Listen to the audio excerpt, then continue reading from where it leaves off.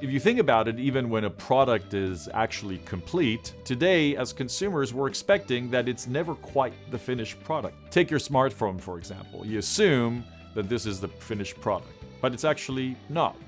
We all know that after we buy our phone, we assume that we'll get an update of the software within maybe a couple of months, and then within a year, probably there will be a new and improved version of it.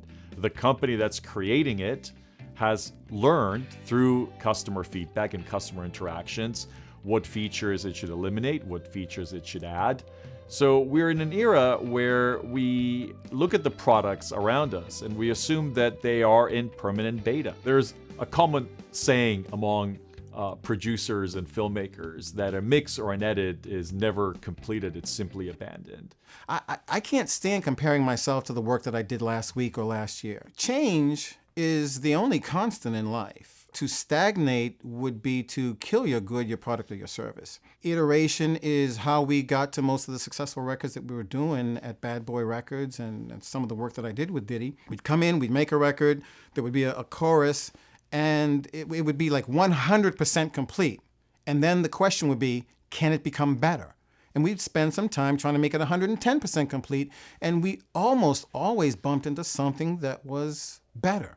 And then the question would come again, can we make it even better? And then we'd push, and now the genius of multiple iterations is knowing when you've stepped past the creative point and into this area of diminishing returns.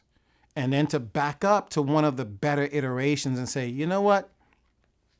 It can always be better, but this is a good representation of where we are right now, and let's communicate this to the audience. If you listen to, say, Bruce Springsteen's first version of Born in the USA, and the way that he performs it today, it sounds dramatically different. Why? Well, it went through this process of constant iteration and co-creation with the consumer, with the customer, and through endless times of performing the song live, it's changed and evolved based on that interaction and the feedback. We all understand as creative beings that only once we release something out there and we start the conversation that we're having with our audience, do we perfect it and make it better and better and better. You're putting out your best product all the time. It's just that once it's out there, right? Once you've birthed this product, you want to do it different the next time, right? Because you understand you could have done this better, or you might consider this, or the consumer has moved, or something has happened in the world to affect it. So I think it's just kind of getting into that metabolism of not being afraid to put it out there. You bring a product to market, and you know for a fact there's 15 things you want to change.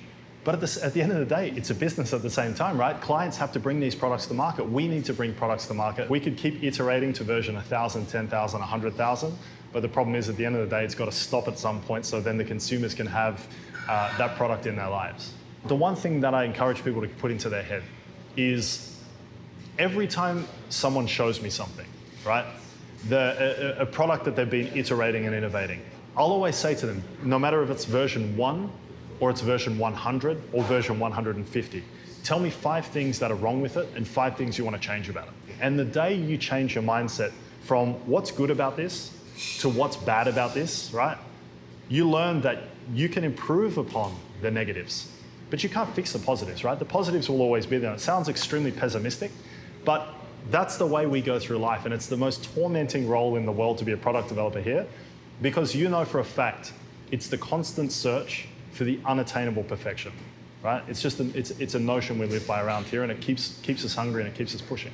I was the agent for jazz great Sonny Rollins, and Sonny would tell me that every time he would perform a song, he would deliberately go through this process of unlearning the solo that he played last time, because he wanted to never ever repeat himself and always be fresh.